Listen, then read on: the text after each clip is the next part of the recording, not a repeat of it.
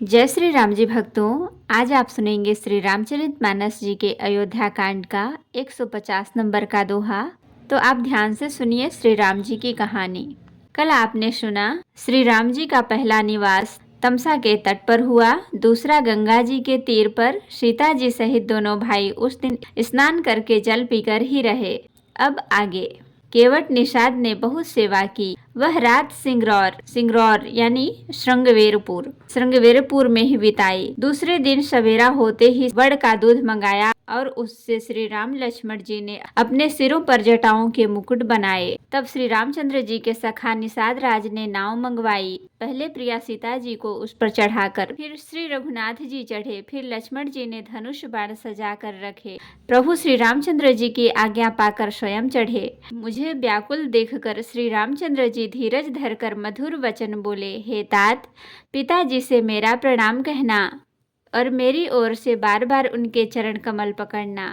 फिर पांव पकड़कर विनती करना कि हे पिताजी, आप मेरी चिंता न कीजिए। आपकी कृपा अनुग्रह से और पुण्य से वन में और मार्ग में हमारा कुशल मंगल होगा। हे पिताजी, आपके अनुग्रह से मैं वन जाते हुए सब प्रकार का सुख पाऊंगा। आज्ञा का भली भांति पालन करके चरणों का दर्शन करने कुशल पूर्वक फिर लौट आऊंगा। सब माताओं के पैरों पड़कर उनका समाधान करके और उनसे बहुत विनती करके तुलसीदास जी कहते हैं, तुम वही प्रयत्न करना जिसमें कौशलपति पिताजी कुशल रहें। बार बार चरण कमलों को पकड़कर गुरु वशिष्ठ जी से मेरा संदेशा कहना। वे वही उपदेश दें जिससे अवधपति पिताजी मेरा सोच ना करें। हे तात, सब पूर्ववासियों और कुटुंबियों से मेरा अनुरोध करके मेरी विनती सुनाना कि वही मनुष्य मेरा सब प्रकार से हितकारी है जिसकी चेष्टा से महाराज सुखी रहें। भरत के आने पर उनको मेरा संदेशा कहना कि राजा का पद पा जाने पर नीति न छोड़ देना, कर्म वचन और मन से प्रजा का पालन करना और सब माताओं को समान जानकर उनकी सेवा करना।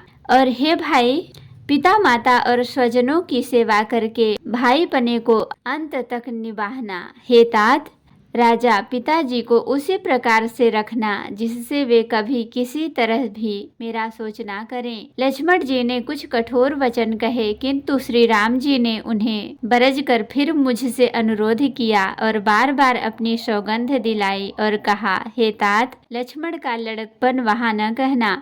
प्रणाम कर सीता जी भी कुछ कहने लगी थी, परंतु स्नेहवश वे शिथिल हो गईं। उनकी वाणी रुक गई, नेत्रों में जल भर आया और शरीर रोमांच से व्याप्त हो गया।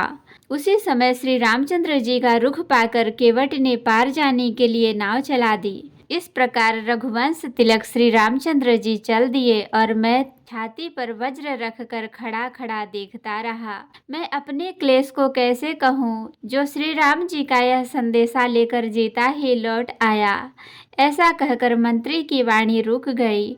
वे चुप हो गए और वे हानि की ग्लानि और सोच के वश हो गए। सारथी सुमंत्र के वचन सुनते ही राजा पृथ्वी पर गिर पड़े। उनके हृदय में भयानक जलन होने लगी। वे तड़पने लगे। उनका मन भीषण मोह से व्याकुल हो गया, मानो मछली को माजा व्याप्त हो गया हो, मछली वश का जल लग गया हो। सब रानियां विलाप करके रो रही हैं। उस महान विपत्ति का कैसे वर्णन किया जाए। उस समय के विलाप को सुनकर दुख को भी दुख लगा और धीरज का भी धीरज भाग गया। राजा के रावले मतलब निवास में रोने का शोर सुनकर अयोध्या भर में बड़ा भारी कोहराम मच गया। ऐसा जान पड़ता था मानो पक्षियों के विशाल वन में रात के समय कठोर वज्र गिरा हो। राजा के प्राण कंठ में आ गए, मानो मणि के बिना सांप व्याकुल मरणासन्न हो गया हो। इंद्रियां सब बहुत ही विकल हो गईं, मानो बिना जल के तालाब में कमलों का वन मुरझा गया हो। कौशल्या जी ने राजा को बहुत दुखी देखकर अपने हृदय में जान लिया कि अब सूर्य कुल का सूर्य अस्त हो चला। तब श्री रामचंद्र जी की माता कौशल्या हृदय में धीरज धरकर समय के अनुकूल वचन बोली, हे नाथ, आप मन में समझकर विचार कीजिए कि श्री रामचंद्र का वियोग अपार समुद्र है, अयोध्या जहाज है और आप उसके कर्णधार खेने वाले हैं।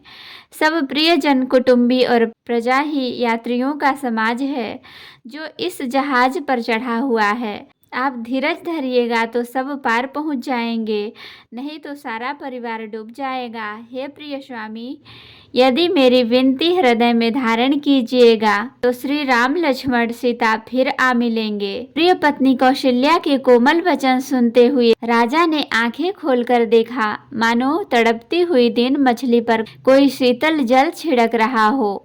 तो भक्तों, आज के लिए इतनी ही कहानी। आप हर दिन ऐसी ही कहानी सुने श्री राम जी की, श्री रामायण जी की। अगर वीडियो पसंद आए तो हमें कमेंट करके जरूर बताएं। मेरे चैनल को सब्सक्राइब भी कर लें ताकि इसी तरह से लगातार आप कहानी का आनंद ले सकें। जय श्री राम जी भक्तों, आपका दिन शुभ हो।